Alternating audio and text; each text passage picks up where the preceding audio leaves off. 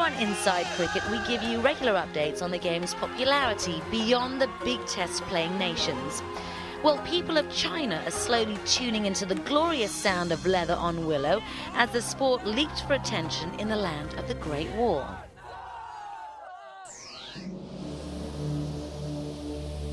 The first recorded game of cricket in China was in 1858 in Shanghai. Nearly 150 years since those seeds were planted, a tiny sapling has begun to sprout.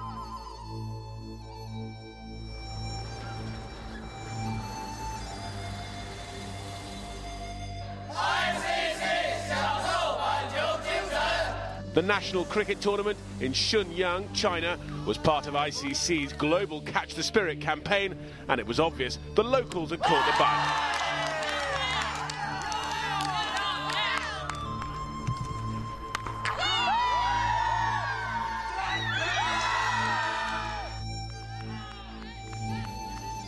There was plenty of passion on display, and while the skill levels might not be world-class just yet, the ACC development officer, Aminul Islam, believes the Chinese people are cut out for cricket.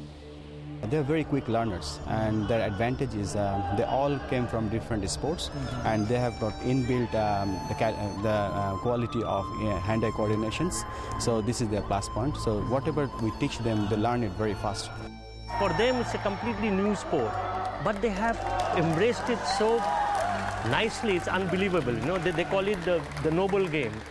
And everywhere we go, we try and introduce the game, they take on to it, and they are very serious about the game now. More so because cricket is in the Asian Games in 2010 in Guangzhou. So any Olympic sport, they pick it up very, very fast. If cricket gets into the Olympics, I won't be very stunned, or it won't be absurd if China wins the gold medal in Olympics in 20 years' time. You never know. And it's thanks to the continuing efforts of the ACC and the ICC that cricket is slowly expanding its reach within this large country. For the game to be truly called global, they're aware that China has to be part of the bigger picture. Cricket has to be developed in China. China has to play. Otherwise, how do we call it a global sport when the most populous country in the world does not play? Well, China forms part of the ICC's wider development program, but most of us have recognized that China in particular, maybe together with the US, has got enormous potential, and we should focus and do it the best we can. We have now trained about 150 coaches over here who are primarily physical education teachers of the schools and colleges.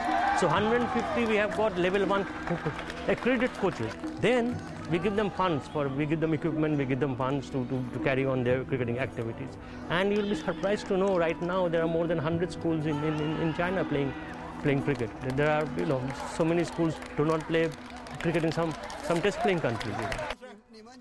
As for the players themselves, while victory was quite obviously on their minds, they were there to play in the right spirit of the game and make new friends. 我们的板球精神就是在场上尊重裁判、尊重队长、尊重我们的教练，然后在进行比赛的时候，我们要尊重对手，因为对手和我们都是一样的，我们都会为这个比赛付出我们所有的精神。 These future stars of China will be showcasing their talent as early as next year in the Asian Games in Guangzhou. But what about that big dream, Test cricket? We've seen even in countries that have gotten onto the game recently, it takes them a long time before they can come, to be a force in Test cricket. But I think China might be an exception, because if I look at what I've seen over the last day, and the structured manner in which they've tackled development of the game. If I just think of the profile and the mentality of Chinese people, I think cricket lends itself very well to this nation, and who knows, they might do it a lot quicker than any of the others. So there you have it. Do not write off China, because going by their single-minded top-down approach to achieving sporting glory, they might just crack the cricket code sooner than expected.